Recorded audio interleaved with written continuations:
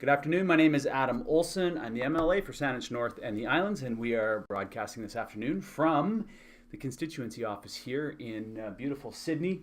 It's getting dark, as it should this time of year, and I am with James Wadsworth and I have it wrong. I have it incorrect. I'm sorry about that, but we'll get it fixed. James Wadsworth is the senior transit planner from BC Transit. Thank you very much for joining us this afternoon. Thank you, Adam. We're happy to be here to talk transit with you. Excellent. Well, it has been an issue that as I've kind of settled in my role here as the MLA, has been one that the public is very passionate about. So before we get into talking about transit and transportation planning, why don't you tell me and the people watching a little bit about who James Wadsworth is? I'm the planning manager for BC Transit, and I've worked there now for 13 years. I actually started as an operator in the system, so driving bus, and then I had a background in urban planning, and I was able to make my way up in the company, and now I do responsible for a team of 9 planners who transit plan across the province, helping communities develop transit plans to connect people to where they need to go. Cool. And so do you like being on the office side of the operation more than on the steering wheel side of the operation? You know, both are great. When you're out behind the wheel, as you know, you're part of the community, meeting people, talking to people about what they do. It's a great job if you're a social person. But being in the office, developing transit plans is great too, because you get a chance to make a difference and put out improvements that are really going to benefit people and make it easier for them to travel. So does that experience that you have behind the wheel and out on the street in the bus, does that give you a different appreciation than perhaps if you didn't have that experience for the planning side of it? Absolutely. I think it was a benefit to be out and learn what it's like to be behind the wheel and to try and make service, because you have to, every day there's something different happening out on the road. So having an understanding that there's challenges that you have to work through and how you can help people and really to see how people use the system. So where did you get your? You said you've got a planning background. Talk a little bit about that and how that fits into the mix here. I come from local government and was the chair of planning and development. So I'm interested in where the planning of our communities kind of interlocks, and I think that from a municipal side of things, we do a lot less of the transportation and transit planning than perhaps we should. And I won't ask you to get into the political side of it, but I will. Just where does that connectivity happen from a transit side? So from transit and land use, very important relationship. Each community develops an official community plan which identifies where development or changes in their community or plan, where it provides a vision of where the community sees itself going in the future. And so the transit plans are meant to complement those, to help connect centers together, to help connect corridors where there's high densities of people moving between through their community. And so as a transit plans support land use plans, and at BC Transit we develop transit future plans, which are the vision for transit. And so we work with communities, people in the community, the riders. We also work with the local governments to develop a vision for transit that complements the vision for land use and where they see their community going. So in a jurisdiction like the Capital Region, where you've got multiple municipalities, there's varying layers. Not only do you have the complexity of what the people need, people on the ground need, but there's also the complexity of what 13 municipalities are doing with their land use decision making, and then there's the Capital Regional District. Yeah, so as Adam mentioned, each municipality has their own individual plan for growth. They have their own centers identified. Those usually fit into what we call the regional growth strategy, which is the CRD's plan that they've developed with all of the municipalities for where growth is going to occur on a regional level. And so we have a regional transit plan that that complements the centers that were identified in each official community plan, but also works on a regional scale. So we're trying to move forward and develop a transit network that allows people to move from centers such as Sydney or Saanich at Uptown or downtown or up to the West Shore in Langford. So we're trying to develop a network of transit service that allows you to move from one end of the network, say the West Shore, out to the peninsula with maybe only having to make one transfer. It's pretty challenging to design a network where people don't have to transfer, but we're hoping that most people can move across the system with maybe one transfer. One of the interesting pieces is that we've got, I represent the Southern Gulf Islands, mm-hmm. and I know maybe we'll get in a little bit into the complexity of the Southern Gulf Islands, and maybe we'll move this conversation into talking about population and population densities, because there's often this belief or this conversation piece that comes out around transit and transportation that you need a certain level of population density to allow for, and what comes first, the chicken or the egg? Do you invest in transit but one of the interesting pieces that I deal with, I'm kind of all over the shop here, but is the people coming off the Southern Gulf Islands and being able to access Sydney or access downtown and the services that they need. But you've got some experience on Salt Spring Island, which has a BC Transit operation, and it's really a good one. Yeah, absolutely. That's now we've talked about the visionary level of transit. Then there's the operational service planning, and so it's taking those buses and developing schedules that work. And Salt Spring is a great example of one that can be challenging, because for those of you on the island and visit it, there's 3 different ferries, and so you're trying to connect each ferry and the town center. And we have a small bus system over there. I think there's about 6 or 7 different bus routes that do different things at different times of the day, and it's a really neat one. It actually performs really well for a small system. People like to travel on transit to the ferry, then make their connection over to the mainland, or move around their community transit. And so with that system, we've made a few changes over the last year. It really has grown a lot. And last year we added some more evening service on the route number 2 and out on the 6, which connects Fulford Harbor into Ganges. And I think for next year we're looking at more service on Saturdays, which will be a great thing. So I'm talking with James Wadsworth. He's the Senior Transit Planner for BC Transit.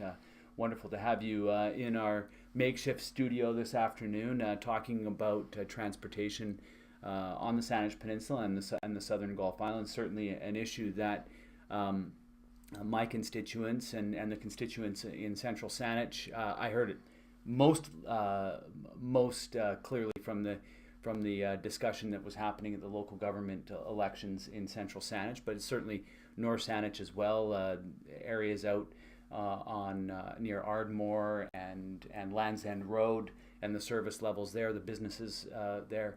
The business community is very much eager for better or increased bus services. I think they got a good service, but increasing the service, and one of the areas that's needed is in the Keating Business Park and in the West Sydney Business Park. Talk about maybe the relationship between population densities and areas where people work. So the industrial areas where people have to travel to, maybe not where the people live, but where transit users want to end up at work. Right. The ability to get in and out of work early in the morning and late in the afternoon. Mm-hmm. So in industrial areas such as Keating, quite often have a very peak demand for people getting there in the morning and then leaving in the afternoon. And so we do try to, as much as we can, design our services to fill that market. But on the peninsula, there's also other markets such as Butcher Gardens. And in a perfect world, we'd probably have a few different services that do separate functions, maybe separating the routes, because right now they're combined as one route. And ideally in the future, if we had more resources, Perhaps we'd have a targeted route that worked for the Keating Industrial Area in Brentwood, and then a separate route that was just for more oriented towards Butcher Gardens and its seasonal demand. So that's the Route 75. For those of you, I'm sure, who use it every day, you know well what I'm talking about. I take I take the 75 from Brentwood in the morning to the legislature. It's a really, really good service. The difficulty that I have is getting back, because of the end of the day varies when we're in the legislature, and getting back into Central Saanich in the evening is difficult. Yes. And this is goes to the point that I was making earlier about volume of people, and servicing residential areas is different than servicing business areas or work areas. Really points to the complexity, I think, of the job that you have. But speak to the point that I often hear around the demographics and the density of residential in determining what gets serviced, how it gets serviced. And is there really a chicken and egg? You have to have a certain amount of people living in an area before transit service can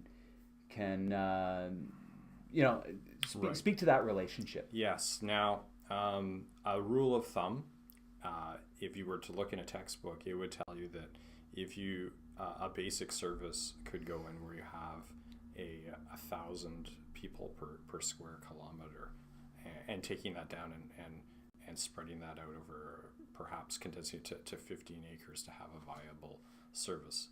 So parts of the peninsula, say Brentwood, would exceed that threshold, and Keating, from an employment perspective, sure would. But then there's gaps in between. When we get into the more rural areas, they don't quite have that threshold that would warrant that type of level of or have that population density to support transit services. But because I think we've got places on the peninsula such as East Saanich Road or Keating, they're a corridor that connects us to those areas of population density, the service does actually kind of work. And then we have outside external factors, which really aren't a land use piece that generate transit ridership, but they're a trip generator, such as the ferry terminals. And so the ferry terminals, if you were to look at a textbook and look at how many population, it doesn't have a population density, but it generates a lot of trips back and forth each day. So you're right. It's a complex thing. But if we were to look, say, in an area that didn't have transit service, it would be that population density of about 1,000 people per square kilometer, with all of the other trip generators in it. Yeah. So the business communities, the major transportation hubs, and on the Saanich Peninsula, I often I can be the biggest promoter of Saanich North in the islands, and I can be often heard talking about being the hub that connects us to the Lower Mainland and to the rest of Canada, but also we have the hub that connects us to the rest of the world. Correct. And that's the airport. The airport. And there's been complaints in the past, or been suggestions in the past, that we need to increase the connectivity of the Victoria International Airport with the rest of the region. And I know that there's been some service level changes there. Just recently announced on the Saanich Peninsula, there's been some changes. Maybe highlight what those changes have been and where we're at now on the Saanich Peninsula. Right. Good point, Adam. On the Saanich Peninsula, this September, we made some service changes. So we added what we call about 10,000 annualized service hours to the transit system, and we put approximately half of that on the Saanich Peninsula. And so that allowed us to go out and hire 4 or 5 more operators and add 2 to 3 buses out this way. And with that, what we did was we added a new bus route. We added the Route 87, where we talk about population thresholds for maybe a suburban neighborhood. Dean Park was an area that the population level warranted a service. And then we also had the airport, which is a gateway that people want to use. And so we were able to put a route together connecting Sydney, the airport, Dean Park, and Saanichton to provide that basic level of service. And we know that the airport is an important location and we know that we can't offer direct service from everyone's neighborhood to the airport, but we can offer is with the McTavish Transit Exchange. We had a time transfer there so that people were coming in on the regional routes, such as the 70 and the 72. They had the opportunity for the bus to wait for each other at this point so they could do a transfer. So I guess there's this other ongoing public debate that happens about our autocentric lifestyle, or the where we are focused on our car, on the single family. Like when I am driving into work, which happens more often than not because of because of the frustration of getting back, and I'd like to get home in the evening to be able to put my kids in bed. I'm one of the few. But I see an awful lot of people like me that are very much convinced themselves that it's better for them to sit in their car for 45 minutes on either end of each day because it's more convenient. It's more convenient to get in the... So where is that, as a planner, is there textbooks that talk about where that shift point happens, where you go from being a society that's entirely focused on defending the car to a society that begins to wholeheartedly embrace transit as a viable option for them? Yeah, I think there's a whole host of factors that go into that. One of them is a key one, is when there's a price on parking. So when there's a price on parking, that makes the perceived cost of traveling by transit more attractive, because if I have to pay for parking downtown, that's starting to make it much more expensive than it might be to have a pass and to use the transit service. And so there's an economic key that makes it people shift. Another one that moves people towards taking transit rather than the cars is you talked about convenience. People are looking for fast and direct service. So if you're starting to give transit an advantage over the single occupant vehicle, or that also causes shifts. So in places where communities are investing in transit priority measures, such as a bus lane or a way at the intersection for the bus to move through faster than cars. So we call those queue jumper lanes, or transit signal priority, which is a technology where the bus can talk to the intersection and get a light held green. So those type of investments make transit move more efficiently, so we can get more trips out of the buses that we have, but it also reduces that travel time for transit. So if I think Ottawa is a great example of that. They had a rail line that they were able to convert into a busway. And so by traveling by bus downtown, it became much faster than taking the car for two reasons. The first was the bus was out of congestion.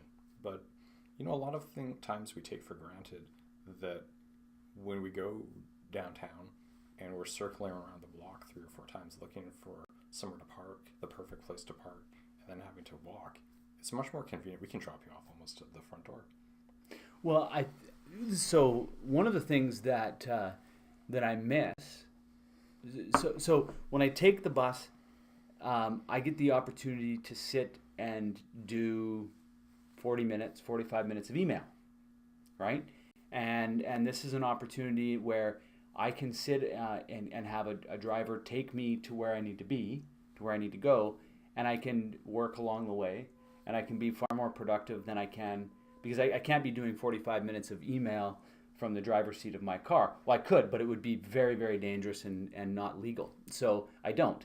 And I think that what people don't understand is that while they perceive their car to be more convenient in that they are free to leave, and I think that really what people are thinking when they think that, or saying that when they say it, is I can come and go as I please. I feel like I can walk out and I don't have to wait for the bus. I don't have to schedule it around this schedule, this nightmare schedule that really locks me into only leaving at certain times.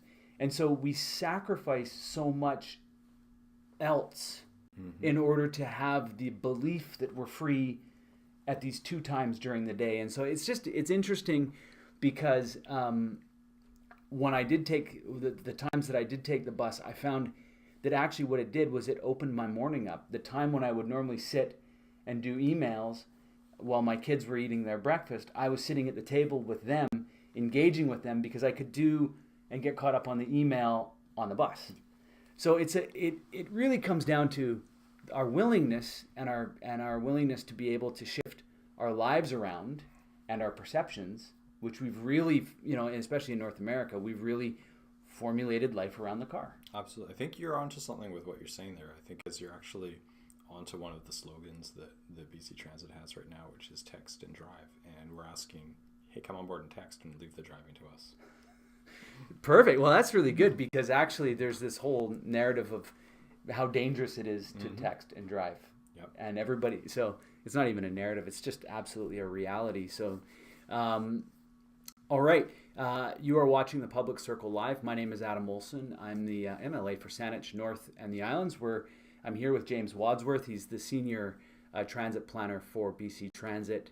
And we've just got a few more minutes left, James, and I'd like to kind of dig in with you on a couple of the exciting things that we've got coming forward. First, one that's not a future piece, but it's one that we've had in this region for quite some time. That's the 2011 Transit Futures Plan, and what that has established in terms of what's going on Douglas Street, what the potential is on the Saanich Peninsula, and so maybe just a minute or so on that plan and where we're at with it. Yeah. So if we go back to where you started from, where we're talking about regional growth strategies and connecting centers, we're trying to develop a network of rapid buses to move people from downtown Victoria out to the West Shore, and also from downtown Victoria through uptown and out to the peninsula.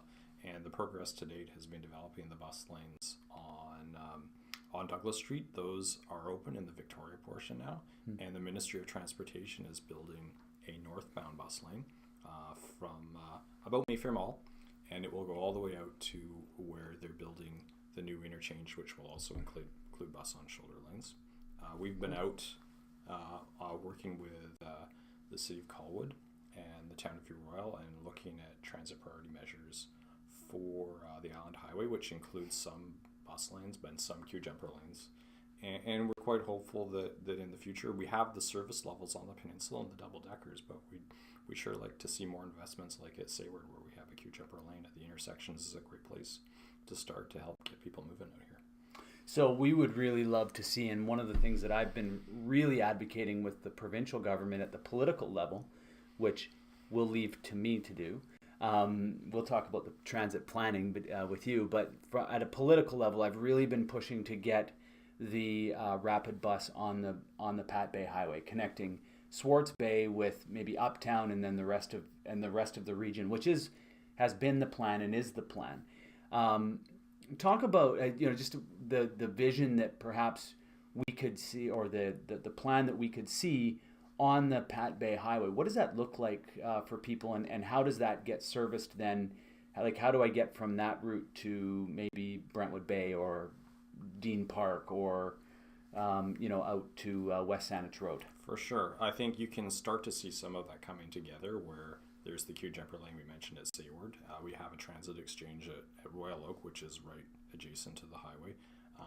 The McTavish Transit Exchange would be part of that, with a park and ride there. And so we'd like to, the Transit Future Plan that the Commission approved has identified a number of other locations where we could use transit hubs on the corridor out near the town of Sydney, and also around Island View to Keating. And what that allows us to do is still have some direct services from Brentwood to downtown, but it would allow us to enhance that by having a small bus network of buses that would have a further reach, that would go further into some of the more rural areas of the peninsula. Right. And it becomes multimodal, so if you're developing a cycling network, that would be connected into these hubs, and so people might be able to take transit, ride their bike, or if they have to take a car, and so there'd be parking there. And so it's all sorts of different ways for people to access the system. And I'd say on the bus side, on the technology side, We're looking at next ride information, which will allow you to see where your bus is coming in real time. That's part of a rapid bus strategy. And I think also today there's been announcements on we're looking at advanced fare payment technologies. So instead of having to fumble for change or have to buy a monthly pass, you'd be bringing your iPhone or whatever you have, credit card, and just be able to tap on just to make it easier and more convenient for people to travel by transit. It would be amazing to be able to get on the bus in downtown Victoria and get off the bus in downtown Vancouver and have been able to take different modes of transportation in between. Absolutely. And be able to pay for that and just it be seamless. Now, that's, I think, part of the overarching goal setting, in which drives the public policy piece to it.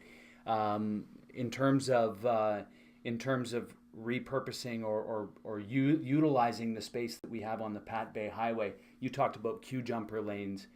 Basically, what you're talking about there is what people already see at Sayward. Correct. So this is the situation in which we've expanded that the sides of the highway just at the intersection that allows the buses to pick up and drop off people safely, but then at some point in the future we could create another light for them. It's not there now. We could create a separate light that gives them a 10 to 15 second head start, sending them out on the highway before the rest of the traffic. Yeah, and somewhere like at Halliburton, where things are backed up a bit further, maybe that's a bit of a longer lane there, just to we want to get the buses around the traffic, but not, there's no need to build extensive highways to do this. There's just some treatments that could be done at the intersections, or it could be, for example, at Mount Newton, where there's bus stops that are needed that would improve access for people.